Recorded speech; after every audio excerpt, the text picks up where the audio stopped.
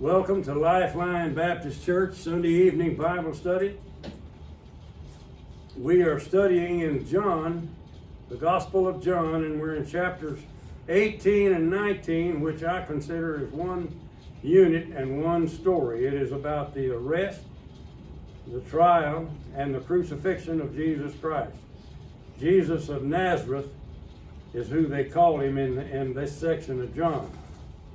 And they accused him of making himself the king of the Jews.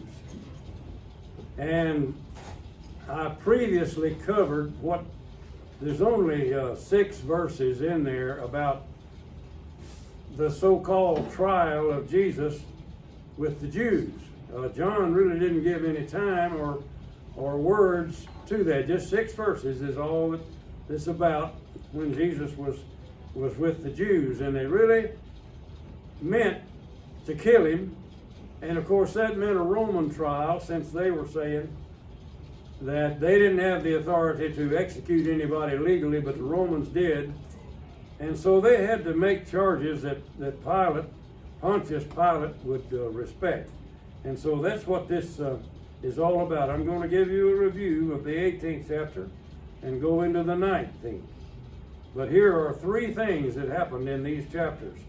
Jesus goes out from Jerusalem with his disciples to the Garden of Gethsemane, and there he is arrested. And the key thing that's disappointing to Jesus and to Christianity in general is you see 1a there, Jesus is betrayed by the disciple Judas Iscariot, one of the 12, that Jesus had spent so much time trying to instruct and to teach, and to just think of all the things that Jesus did as a witness to Judas, and he was able to bring himself to do this. And in that section right there, the tribune of the cohort, that's the Roman cohort, which could be 600 men, and then the temple police arrest and bind Jesus. And then there's the Jewish trial, and that is they took him to the house of Caiaphas. And we really don't know whether he was tried before Annas or Caiaphas in John's versions of things. In the Synoptic Gospels, they give a different emphasis on what happened over there. But John doesn't really answer your question about who really put him on trial over there. But at that, the key disappointment about that is that the disciple Simon Peter denied that he denied that he was Jesus' disciple, is what he specifically denied. You're not this man's disciple, are you? Oh, no, I'm not. Well, that's the denial, a personal denial, that he is one of them. And then the Roman trial, which I will go into in detail. And I call your attention to John's way of telling about that trial. It was done in stages. There are 7 of them, and it is a trial that went outside, inside, and you'll see it, and I'll bring it out. And the rulers of the Jews, instead of being the judges and so forth, are just the accusers. They have, in a sense, lowered their position. You might say that they are the ones who are begging for justice to the Romans. And Jesus is not begging anything. And that'll come out if we read John carefully. John presents Jesus as never losing, should I say losing his cool? That's not really right to say. That probably doesn't dignify what happened. But Jesus was a king. Even though they were trying to say he's made himself a king, Jesus came here as a king, and he acted like a king the whole time. And you can see that reading these words. And the judge was not a Jew. It was a Roman that hated the Jews, and I'll tell you why in this.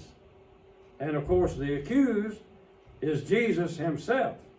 And he was charged first with being a king, and Pilate saw that was just pure fabrication. This guy wasn't This guy is not out to overturn the emperor of Rome. And so they said, well, he made himself the Son of God. And then that scared Pilate, but that still didn't do it. And I'll tell you, before this is over, it is my goal to tell you why Pilate did all that. Here is some evidence that Pontius Pilate was a real person. They have found these coins in Israel that were printed by Pontius Pilate as he was the governor. And if you'll see the Greek that I've got there, I've got it translated at the bottom. That first one, can you see my cursor? That first one there says this phrase down here, Tiberius Caesar, is what that says. And then this second one's on the other side. That's this one over here. And it is really a dedication. It says, can those of you that can read Greek, can y'all see that spells Julia? That's Julius Kaiser or Caesar. And they're really talking about Livia, who is dead at this time, who is the mother of Tiberius, the wife of Caesar Augustus, but Caesar Augustus was not his father. Tiberius was born in that other family before Caesar Augustus made her divorce her husband and marry him. And so Tiberius is the stepson of Caesar. And I'll not give you all that history lesson, but you can read it, and it is something to read. But there were all these children in the family, and they died off for one reason or another. And then there were all kind of adults in the family, and they died off for one reason or another. And that left nobody left to be Caesar but Tiberius. An interesting saga within itself. And it gives you insight into the Emperor Tiberius. There are two sides of him. There are people that defended him as a good man, and there are people that said he's the rottenest man that ever lived on the face of this earth. Does that sound like politics? There's something awfully modern about all that. But it entered into the trial of Jesus, and I will try my best to show you how. But here you have Pontius Pilate, a man who disliked the Jews totally. I cannot emphasize the enmity that existed between him and these people. In the first place, he's the governor of the hated Gentile power, and the Jews were looking for a Messiah that would come and lead them in battle against these heathen Gentiles and throw off their power and put them in charge of the world. And of course, when Jesus came along and said, I'm it, but we're not going to fight over it, there's people that resented that. One of them's name is Judas Iscariot. Another's name that was disappointed about is Simon Peter. They all thought that Jesus was going to call for action militarily, and he never would. Well, here are the things that Pilate had done. And I gave you this, and I won't go in the detail I did last time. I read you Josephus. But Pilate had posted graven images in Jerusalem off of the Roman standards. And so this is something that had never happened before. The other governors didn't do it. They knew better than to rile up the Jews because they knew that there would be a rebellion. And Pilate had a crowd of Jews come down there and besiege him kind of at Caesarea where his palace was.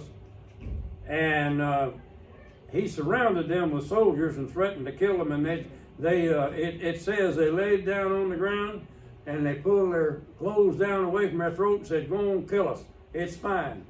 But we're not going home till you take those things down. And Pilate was so stunned that he did take them down. That's the first confrontation he had with them. The second thing that happened was that he raided the temple treasury to pay for a water aqueduct. Well, Jerusalem is out. It is a terrible place for a city, for an ancient city, because of the water situation. Of course, these are people that came in from the desert, and apparently they weren't afraid of bad water and a shortage of water and so forth. But on the other hand, Herod put up the biggest temple that's ever existed in that country, and they had all these people coming in for these feasts, tens, some people even say hundreds of thousands of Jews from all over the Mediterranean world to these feasts, and they had these sacrifices, and those sacrifices, the blood had to be carried out with water. They had to clean up the place, and they had all these rules about cleanliness, and so there had to be water. And so they complained to the Romans, and the Romans said, well, we'll take care of it. And Pilate raided the temple treasury for the Corban money. You know, Jesus talked about that.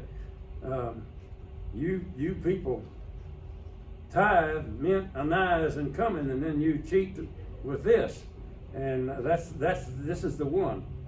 And so he took that money, and I'm going to point out something that I've had pointed out to me, and that is that he really did not have the ability to take that money without a war, without the cooperation of the chief priests. Apparently, he either bribed them or they bribed Pilate to take that money and build that aqueduct to Jerusalem. And so there were riots about that. And this time, and I say the reason that this happened is because the chief priests were in it with Pilate. But the common people that were rioting out there, he put the troops out there, and they beat large numbers of them to death with clubs. I was asked to count. Pilate had used the troops to massacre those Jews he thought were planning to use the Ark of the Covenant in a war against Rome. Well, this is the thing in Josephus about the Samaritans. But when it quits talking about the Samaritans, and it talks about the Jews, and there was this massacre. And so, again, this put Pilate in bad shape with the Jews. And I'm going to tell you one thing that's not in Josephus that I haven't really told you about.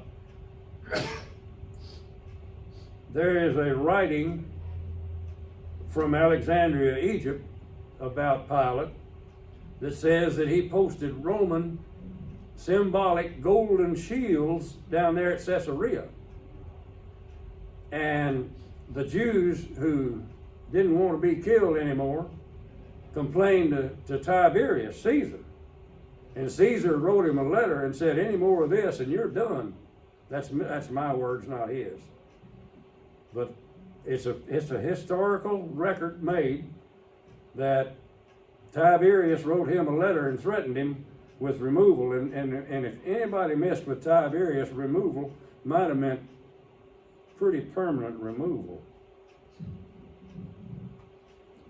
So, there's the one about Pilate offends them with the images in Jerusalem. And here I showed you the images where they came from. Those are the standards. And here are, that thing on the right there is a monument in Rome, the Arch of Constantine, and it has the actual copies of some of the standards, and you can see that there are human figures on there and animal figures on there. Whatever's on there is an insult to all religious Jews, and this is what Pilate tried to cram down their throat, and it didn't work. Secondly, this is the statement about the aqueduct, and here's a picture that I took of it. Can y'all tell what that is? I will magnify it to remind you. These are rocks, big rocks, big as the back of a pickup truck, that have been worked over by stonemasons, and they're hollow, and they fit together like a jigsaw puzzle and become a pipe. And so there is the pipe running down the Hebron, Jerusalem road, right through Bethlehem, and right on up to the temple. That part of that is still there, not much. That is one of the few places where you can take a picture of the actual thing, and I was told that it was there, and I didn't have anybody that took me there, so I had to get this picture out of the window of the bus as I went by. But I got it. And here is Solomon's pool, where is the source of water that's still there.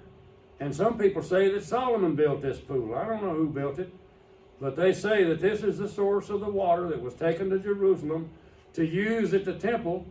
And all that trouble that Pilate went through about that money, I don't know just what the role of the chief priest was, but I suspect skullduggery myself. There's another view of one of the pools. So there's the story of Pilate attacking the Jews at Mount Gerizim, and it's my belief that they were going to dig up the Ark of the Covenant or whatever the vessels were in it and use it as a war trophy, and they were going to do like the Jews did in the Old Testament. They were going to they had that God in that box, and they went down there, and the Philistines said, "Oh, they've got their God. Let's fight them more." And they captured the Ark.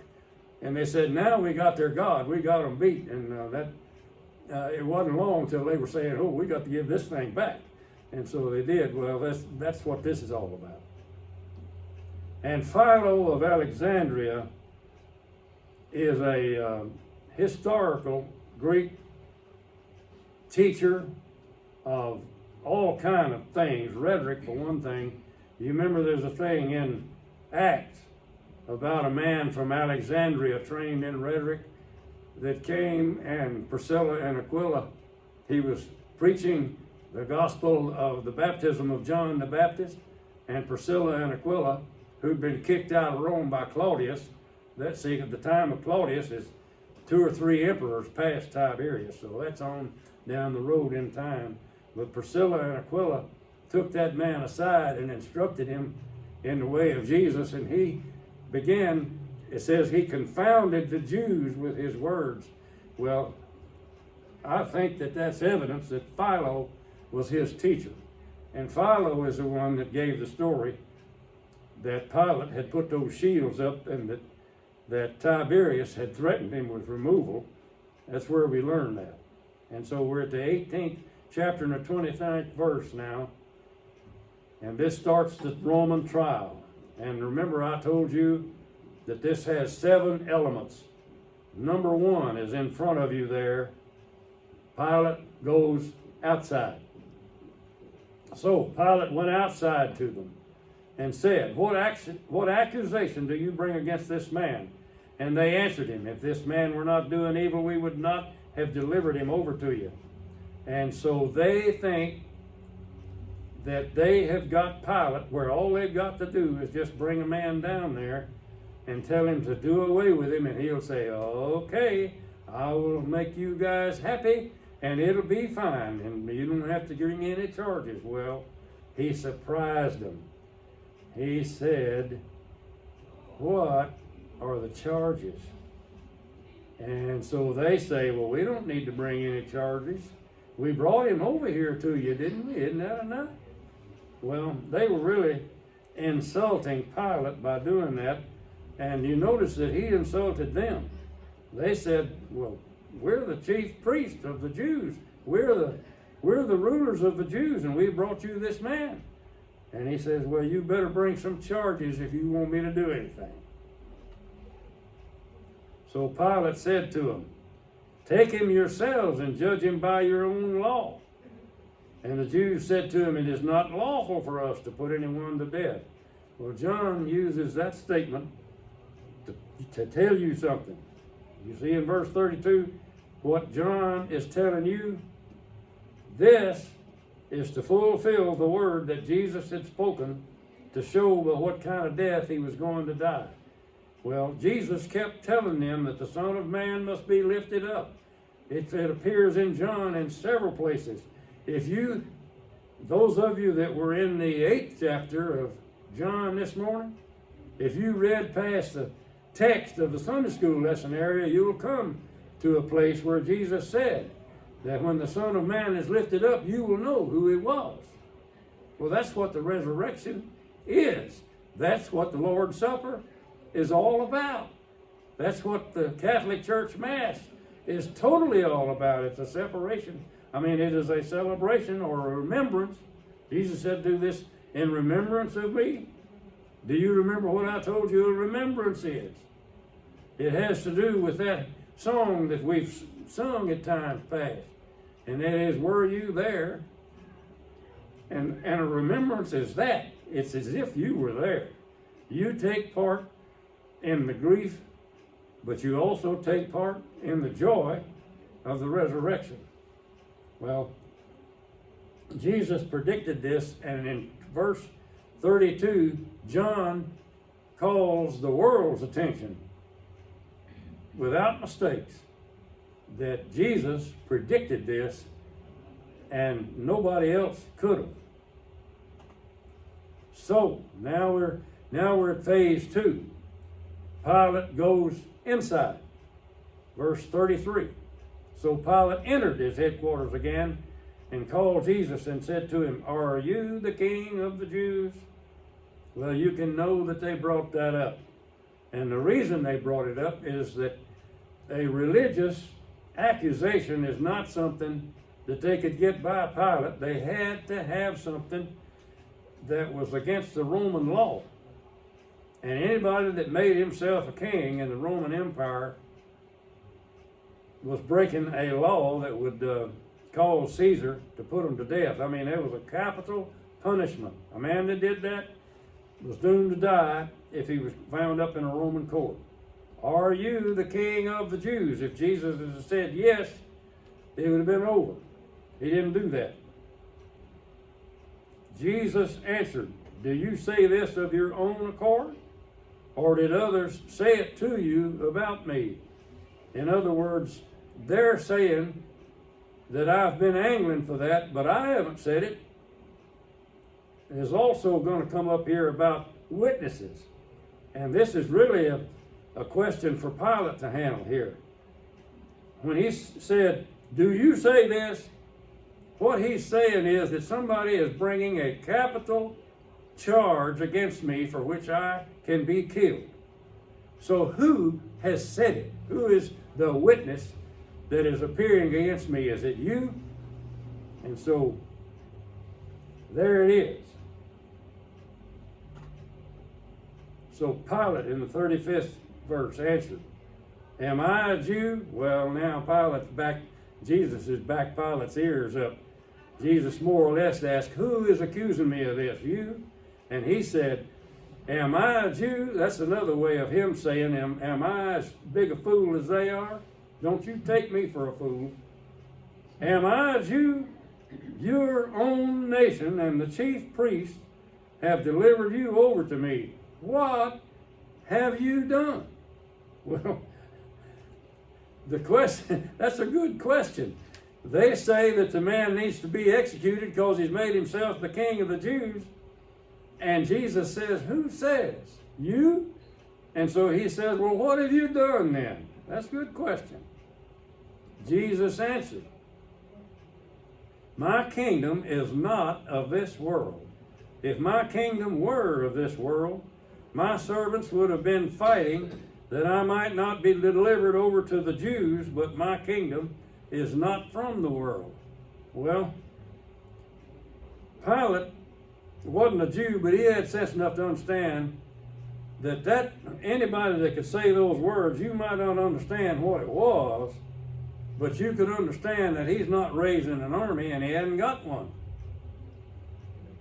He's already been arrested, and nobody except Peter, we only have a record of Peter committing an act of violence. And Jesus said, stop that.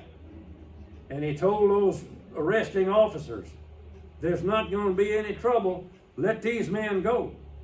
And by the way, Josephus said that when Pilate intervened against the Samaritans about that, what I call the Ark of the Covenant business, it says that he captured the ones that they didn't kill, and the leaders, he executed every one of them. In other words, that man was executed that did that, and his disciples. Do y'all understand the significance? When John points out to you that Jesus lost no disciple, there's something to that. Keep that in mind. My kingdom is not from this world. Then Pilate said to him, so you are a king? And Jesus answered, again, this is about who says that I'm a king? You say that I'm a king. For this purpose I was born, and for this purpose I have, you notice I've got underlined here, I have come into the world to bear witness to the truth. The first half of that statement is something that you can know that went right straight over Pilate's head. That business about I have come into this world, do you think that he understood the theological implication that God sent him into this world and that he was born into this world as the Son of God, that he came here for a reason and for a purpose and he was carrying it out? Do you think there's any chance in this world that Pilate understood that? Well, Pilate could partially understand this business about bearing witness to the truth. I mean, Philo was one of those that was a Jewish Greek philosopher, for among other things. And the Jews and the Greeks debated philosophy and religion back and forth, and the Romans got into that, and everybody knew about the word truth. And Pilate understood something. I don't know what. I mean, who can say? Everyone who is of the truth listens to my voice. And so what is Jesus telling Pilate right there? The only weapon that he has is himself and what he does. In other words, his witness, an example, and his voice. This business about my servants would fight if I was trying to take over the world, well, Pilate can hear that. And then he says that my only weapon is the truth and my voice to speak it. Well, Pilate was no dummy. I think he understood something there.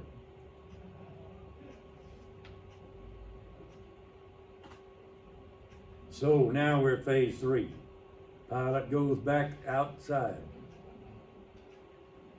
Pilate said to him, as it is, he replied to Jesus while he's still inside, what is truth? Well, that's a good question. We've never solved that in philosophy yet. Jesus solved it. The truth is whatever God says it is. Did y'all hear me give that philosophical statement of the truth? What is truth? After he had said this, he went back outside to the Jews and told them, I find no guilt in him. Well, that's another way of saying that Pilate knows that Jesus is harmless to the Roman Empire and that these charges are nothing more than some jealousy and a fight among the Jews. And Pilate's already pointed out, am I a Jew? No, he's not. Well, why then has Pilate not dismissed the case? When he went outside, right there, why didn't he tell those people, I find no guilt in him, and therefore I dismiss the case? Why didn't he do that? Now we're not talking about justice here now. We're not talking about religion. We're talking about politics. And for political reasons, Pilate knew not to make these guys fighting mad. And remember, I told you that Tiberius had already written him that one letter, and they had it over him. So he brings up a custom. Verse 39. Instead of saying, case dismissed, he tries to throw him a peanut, or whatever you want to call it.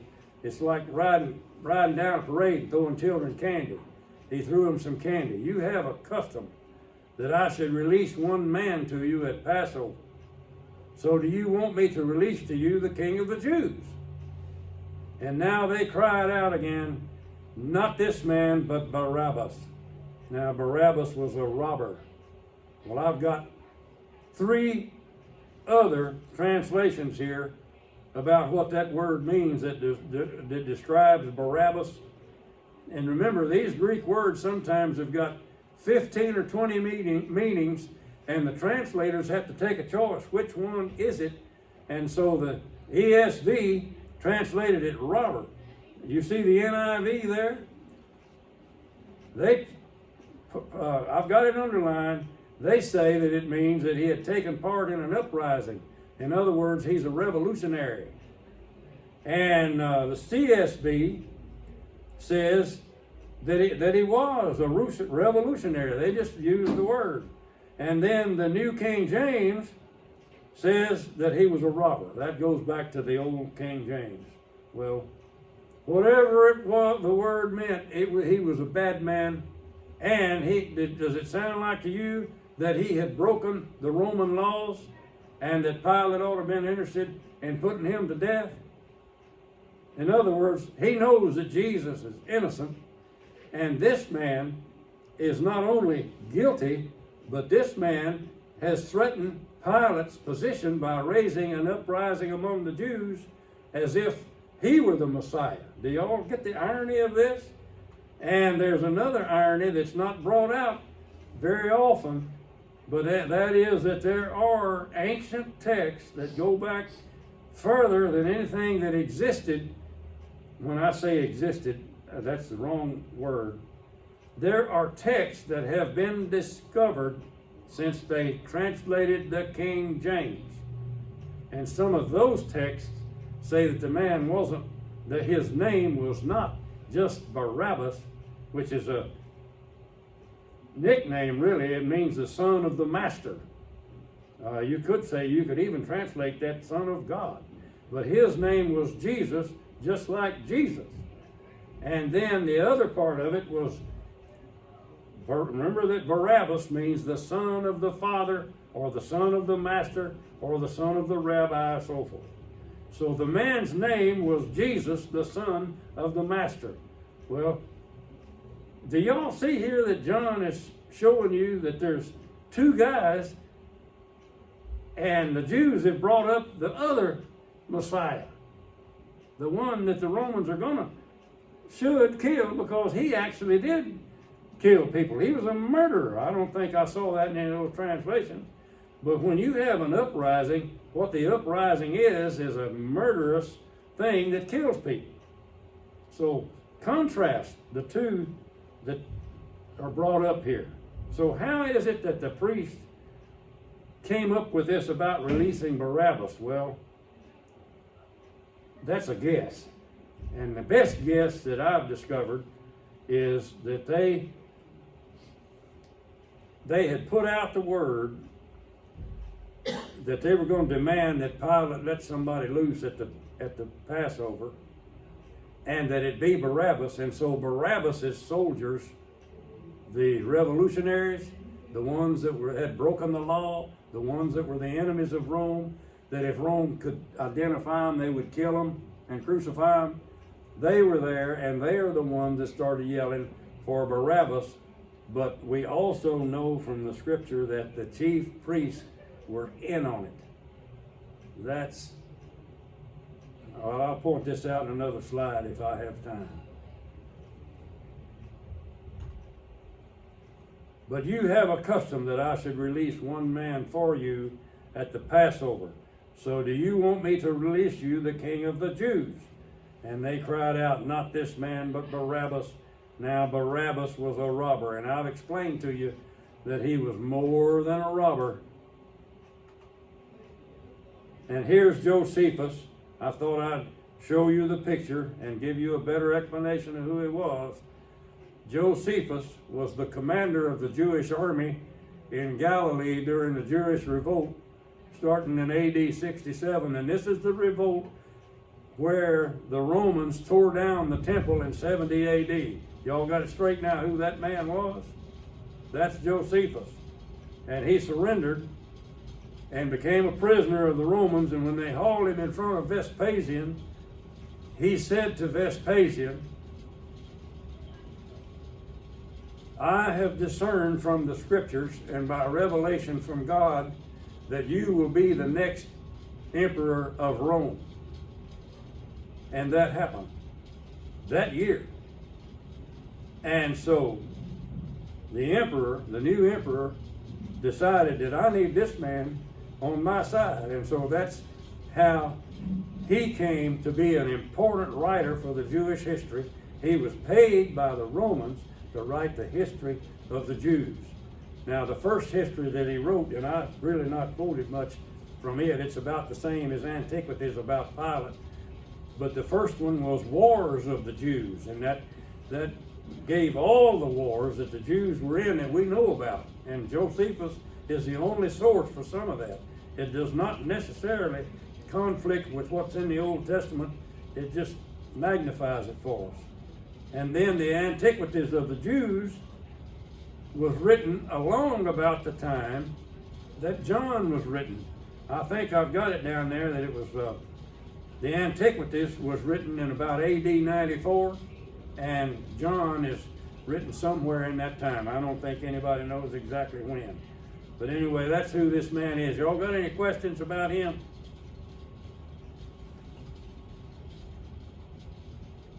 Now, the reason I showed you that is this. In the Antiquities, in book 18, in chapter 3, the first part is about Pilate. And the next verse is this verse. Can you all see it to read it?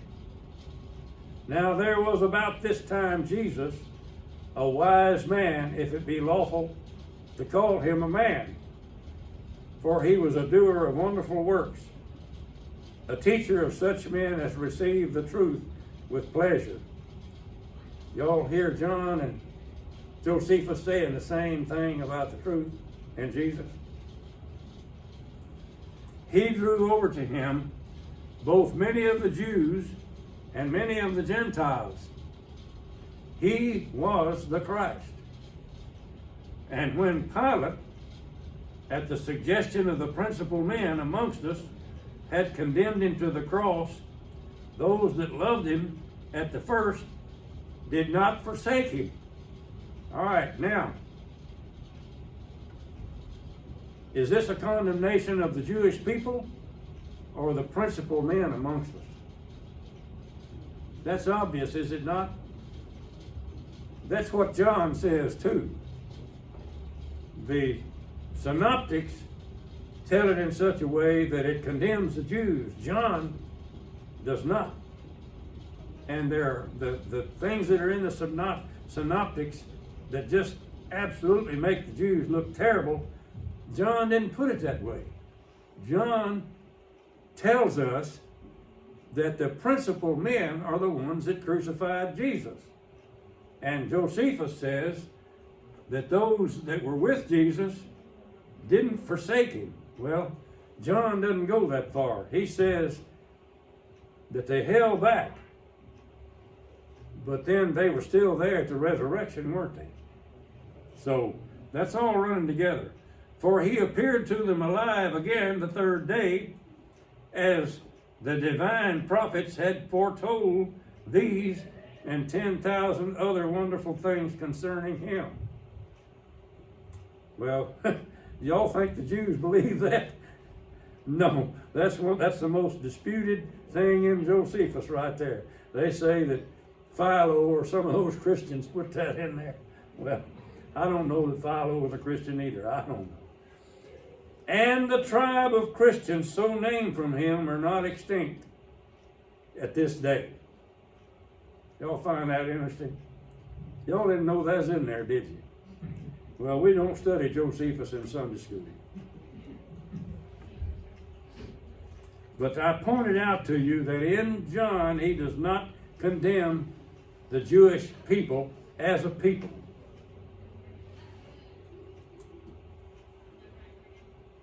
Caiaphas is shown to have engineered the death sentence as high priest. You remember in the 18th chapter about the trial, John points out to you that Caiaphas is the one that had told the Sanhedrin that it's better for one man to die than that the nation die. That's what we're talking about right here. The leaders are shown to be complicit in responsibility against their own people. And I say that aqueduct put in there with temple money that those people were so upset about, I say that the chief priests were complicit in that, is how Pilate got his hands on the money. And that's why Caesar didn't write him a letter and threaten to fire him over that. The cry of crucify, crucify came from the chief priests and officers. Read this 19th chapter and the 6th verse. We're going there, hopefully. So, at Pentecost, check Peter's words. I'll read it to you in Acts chapter 2, verse 23. Peter said, speaking in that sermon, the Pentecostal sermon, this Jesus, delivered up according to the definite plan and foreknowledge of God, you crucified and killed by the hands of lawless men. Well, who are the lawless men? Well, not the Romans. I mean, they owned the law. They were the lawless men. I mean, they were not who this is.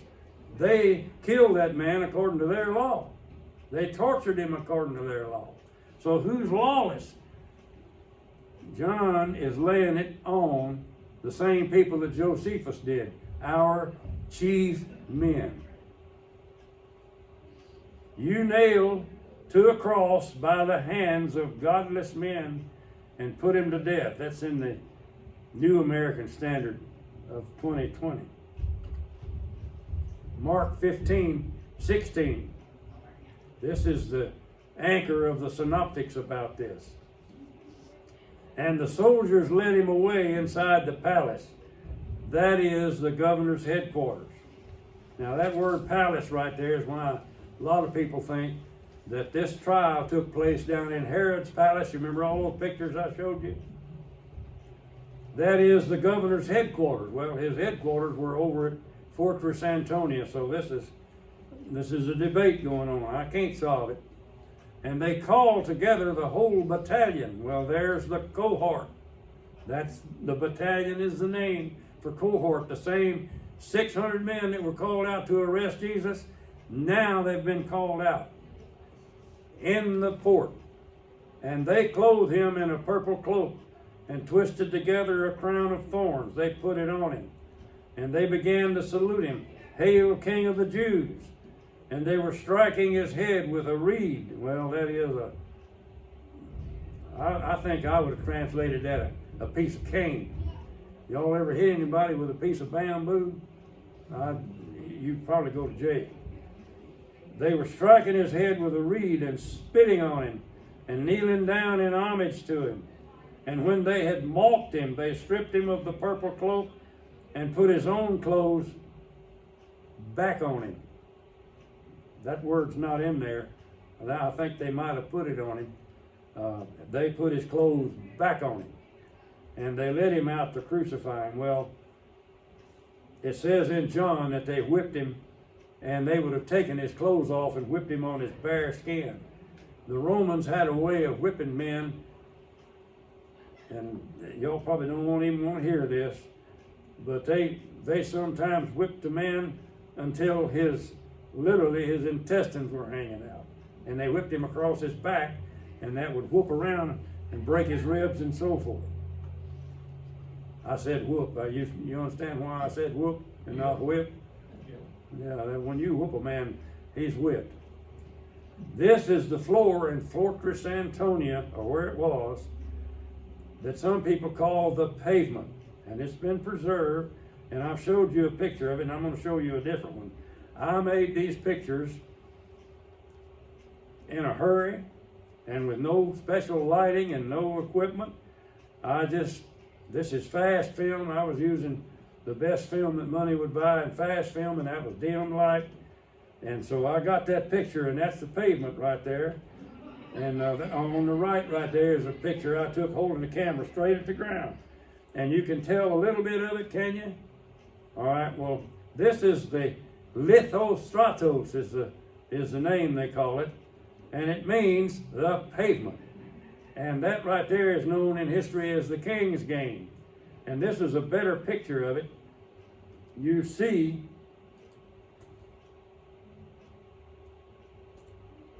down here in this corner, you see that Bravo? That's not a B, that's a Bravo. Well, I'm not. That means Basileus. That Basileus means king. We get the word basilica. What is a basilica? It's the residence of the king, God, or Jesus. Well, anyway, Basileus, and when they stood a man in that little circle right there, they had made it to king, and that's when they put that crown of thorn on him. And those thorns, they think, were all pointed always, not just up. They were pointed down, and they drove him into his flesh. And this is the thing they would run him around, not run him around, but they'd throw dice, and that would move him to a square. And finally, when the right thing, I don't know how the game was exactly played, but I know it wound up over here where they played him the king. That's called the King's Game, or Basileus. So now we're at phase 5 of the trial. Did I skip one? No, I didn't. Pilate goes outside. Pilate went out again and said to them, "See, I am bringing him out to you, that you may know that I find no guilt in him." Well, he's beaten him nearly to death. The soldiers have beaten him so bad, and these prisoners that were crucified were thought to be the worst kind of people in the world. Even the scriptures say that cursed is he that's hung on a tree. I mean, you didn't crucify just anybody. You had to really be a bad one. So it was all right for the soldiers to take out their hate on bad people. You know, we've got, it's in the paper about our police are taking out their fury on innocent people and so forth. Well, cops and soldiers are capable of getting mad at whoever the enemy is, I can tell you that. And they got mad at Jesus. So he comes out wearing this crown with blood streaming down his face and this purple robe. And where did they get a purple robe to put on a man that's been beaten till his blood and all this gore and so forth? Well, that thing was a faded out old something they had around is what it was. It was not fit for a king. It just had the purple color. And people, that's me talking. And I'm coming from, I've been studying this for 60 years. And this is all I got. So Pilate said to him, "Behold the man." And I think, and others think, that means that surely the high priest and the leading men of the Jews would have pity on the man after they just nearly beat him to death and have done all this humiliating stuff. In other words, what Pilate is saying to him, look what we've done to him. Aren't y'all satisfied? Verse 6, when the chief priest and the officers, who did this? The Jewish people or them? Y'all get what John's telling you? When the chief priest and the officers saw him, they cried out, "Crucify him! Crucify him!" And Pilate said to them, "Take him yourselves and crucify him, for I find no guilt in him." And the Jews answered him, "We have a law, and according to that law he ought to die, because he's made himself the Son of God." Now it didn't work about the King of the Jews, so they're going to try this one. When Pilate heard this statement, he was even more afraid. Well, John didn't tell you why he was even more afraid, so I just called up Matthew here, and he's going to tell you why he was afraid. Matthew 27 and 19. This is the message from Pilate's wife. Besides, while he was sitting on the judgment seat, his wife sent word to him, have nothing to do with that righteous man, for I have suffered much because of him today in a dream. Well, one thing that you can accuse the Romans of that is true, and that is that they were scared to death of the gods. They were scared to death of the whole bunch of them, unless they were kind of atheists, and Pilate may have been one of those, but his wife sure wasn't. There's some people among the Romans that were scared to death of these gods. And here she's had this dream about a righteous man, and so Pilate gets that word while he's sitting on the judgment seat. And about that time, they say he made himself the Son of God. Do you all see this, how this works out? And he was even more afraid. So now we come to stage 6. Pilate trots back inside. And so he's got to talk to Jesus again. So he entered his headquarters again and said to Jesus, where are you from? Uh-oh. Now he may be catching on when Jesus said about that business about I was sent into the world. This is evidence that he might have said, I remember that he said that. So where are you from? But Jesus is not going to answer that one. No answer. And Pilate is frustrated. He wants to know. And his wife's already warned him and clued him in. And the Jews have clued him in. And so he wants the man to say it. You will not speak to me? Do you know that I have authority to release you and authority to crucify you? Well, there is no threat known to mankind that's more serious than that one right there. The Christian church in later centuries invented other ways. They wouldn't crucify people.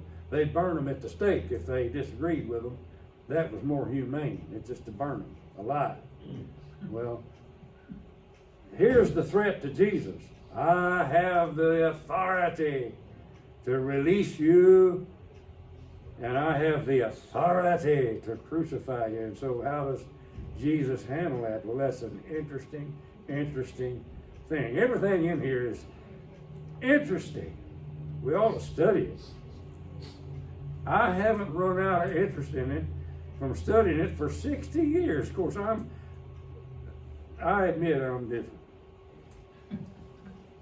Tiberius Caesar, the emperor of Rome, was jealous, authoritative, severe, ruthless, a murderer. He had allowed Sejanus. You see that word Sejanus there? His name is Sejanus. That J is an H. That us is not us. It's us. Lucius, Alius, Sejanus. You see his name? The prefect. Well, that's who Pilate is, but he's not the prefect of the Praetorian Guard. Sejanus is. Sejanus is the prefect. All right, who is the prefect of the Praetorian Guard? You're talking about a division, actually more than a division, legions of troops in Rome under that man's command with the authority to kill anybody that says the wrong thing. That's who he was. As a matter of fact, after him, the Praetorian Guard got to where they appointed the emperor. They put Caligula in there, and they put Claudius in there. Tiberius had gotten so disgusted with politics in Rome, and I need to give you all about 4 or 5 classes on what he was so disgusted about, but the corruption was such that somebody would accuse, they accused Sejanus of wanting to marry Tiberius's niece, and that would have put him in a position to proclaim himself the emperor. And so her mother turned them in, and Tiberius killed Sejanus, and her mother killed her. I mean, Tiberius has built him a palace out on the Isle of Capri, and he said, "Oh, y'all go to blazes. I'll let that crook run Rome." Well, there are others who defend Sejanus and say he did a pretty good job and he was framed. Well, we'll never know the truth about that either. But I can tell you, I told you all that to let you know that Sejanus is probably the one that appointed Pontius Pilate. And by the time this happened, Sejanus had been killed by the emperor for all that collusion, and anybody that Sejanus appointed to office might have worried about his own throat getting cut. Y'all understand what I'm telling you?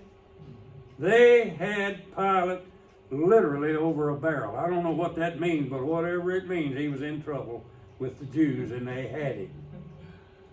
Y'all understand what I'm trying to tell you? Why Pilate is acting like he did. Why didn't he get out there and say, "Case dismissed"? He didn't do that.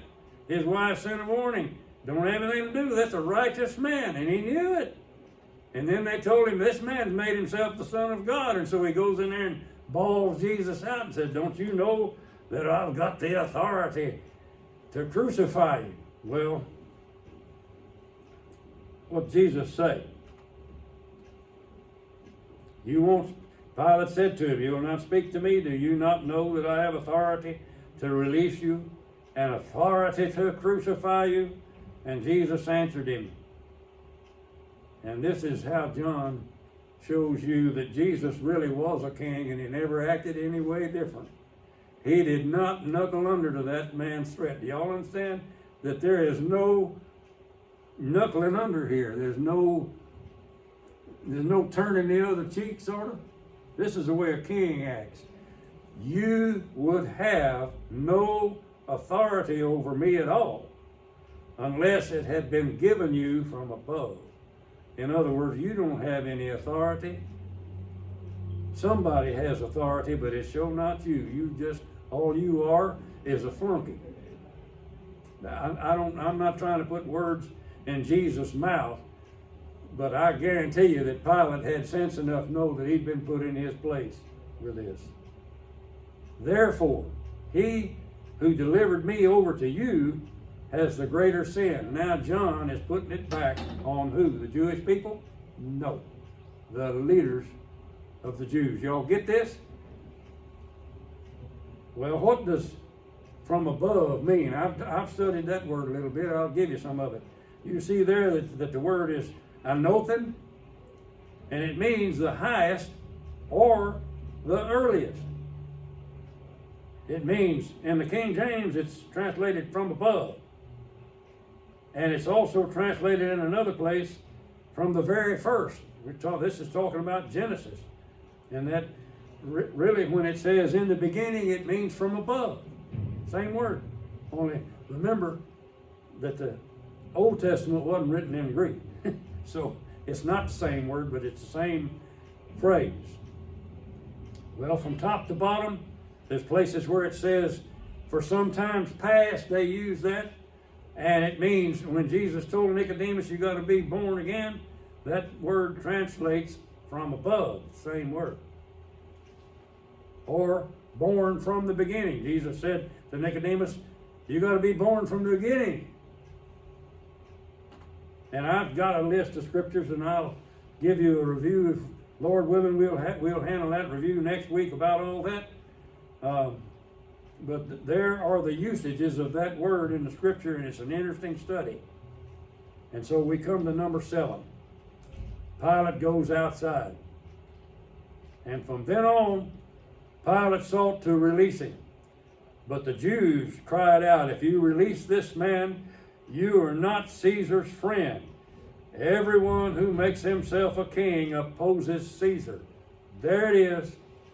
They're saying that if you don't let Barabbas loose and kill this one, we're going to report you to Tiberius, and we know what's going to happen to you when that happens. Y'all get this?